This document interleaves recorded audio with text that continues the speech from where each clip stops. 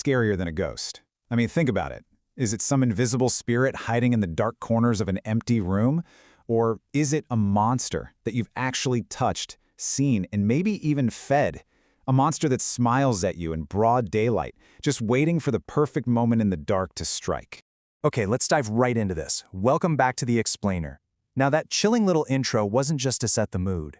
Today, we're unpacking a really fascinating piece of source material. It's a story from the 1990s that starts off sounding like your classic haunted house tale, but then it violently twists into a masterclass on human psychology, pure greed, and absolute betrayal.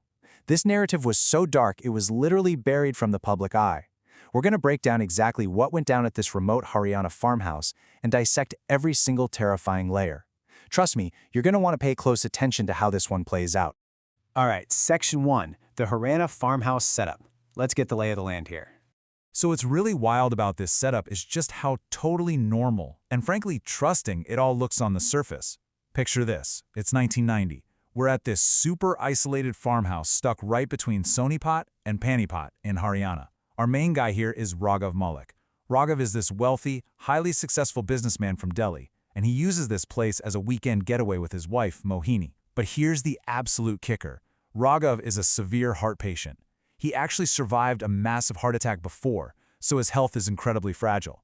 And then there's Raju. Raju's the caretaker. He started working there when he was just 20, and now, a whole decade later, he's practically part of the furniture. Raghav trusts him with his life. I mean, if Raju ever needed anything, a single phone call to the boss sorted it out. It looks like the ultimate picture of loyalty. But, well, as we're about to see, loyalty can be a pretty fragile thing. Which brings us to Section 2, a night of terror. This is where things go completely off the rails. So, the spark that lights this whole powder keg is a simple notice from the local electricity board. They're planning a total power grid shutdown from exactly 9 p.m. to 3 a.m. Raghav does the sensible thing and sends Raju into town with some cash to buy flashlights and emergency lamps. But when Raju gets back around sunset, things just get super weird. Raju calls Raghav in an absolute panic. He says he feels this really sinister presence creeping up behind him. He's panting, telling Raghav his chest feels heavy, like death is literally staring him in the face.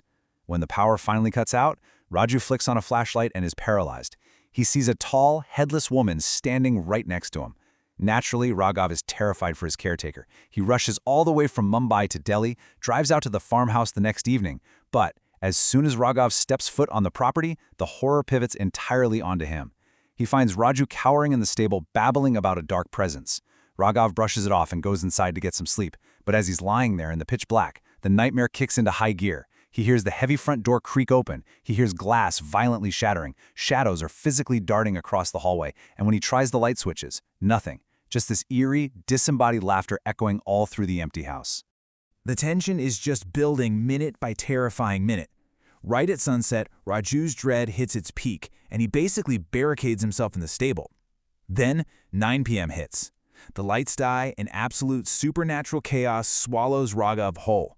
He's trapped in this dark, massive house, completely freaked out by the laughter and the shadows. He tries to make a run for his car, but, you guessed it, he left his keys in the bedroom. So he has to force himself back into the pitch-black house.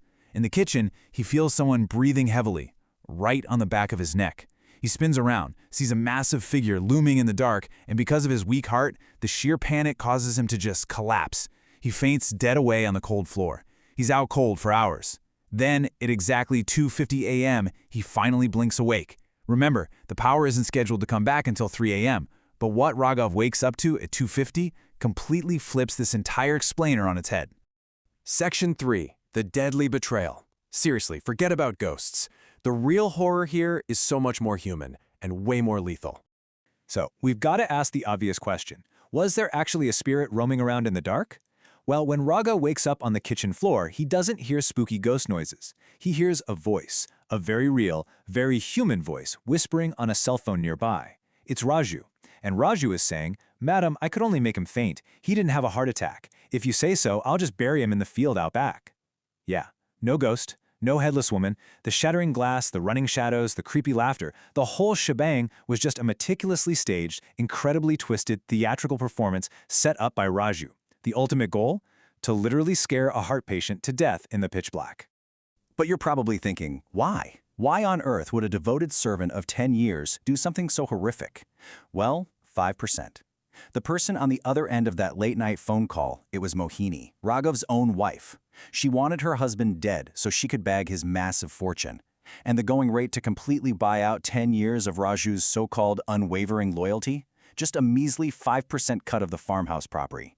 She promised Raju that if he could trigger a fatal heart attack, make it look like a totally natural tragedy, that 5% was his. It's just a chilling reminder of exactly how cheaply human trust can be bought. All right, Section 4, the ultimate masterstroke. Look, Raghav didn't build a massive business empire by being a pushover. He definitely wasn't about to just lie down and die on his own kitchen floor. The clock strikes 3 a.m. Boom! The power surges back, flooding the entire house with blinding light. Raghav instantly snaps into survival mode. He jumps up, snatches a massive knife off the kitchen counter, and presses it right against Raju's throat. And in that exact second, Raju's phone rings. It's Mohini. Raghav glares at Raju and orders him to put it on speaker. Mohini, totally convinced her husband is lying dead on the floor, is basically celebrating. She confirms the hit and casually mentions she's driving over to finalize the paperwork. That's when Raghav speaks up. He tells his treacherous wife that if she wants the property so badly, she can come look him in the eye and take it from him herself.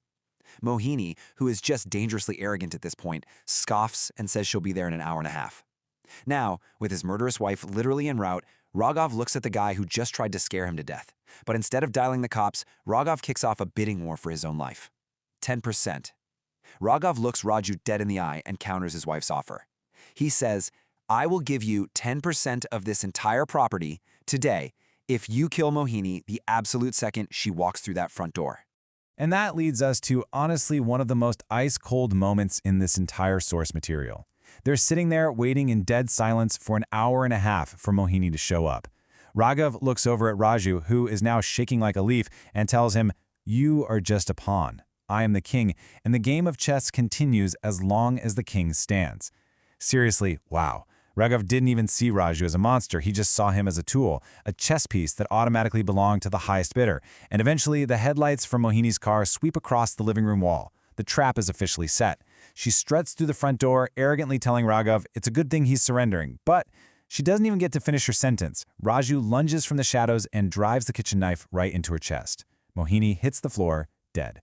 Which brings us to our final act, Section 5, the price of greed. Raju just completed his side of this incredibly bloody bargain. He looks up at Raghav, basically waiting for his 10% payday. Raghav just stares at his dead wife, then looks at his blood-soaked caretaker, and he actually smiles. He leans in and says, "Hey, remember on the phone earlier when I said I had important business to take care of in Mumbai? Yeah, I actually sold this farmhouse a week ago. The money's already in the bank. This property isn't even mine to give you." Man, Raju literally drops the knife. His entire reality just shatters into a million pieces. For 10 years, he lived as a good, honest guy.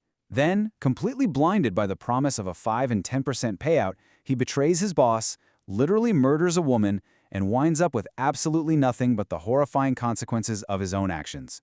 Raghav?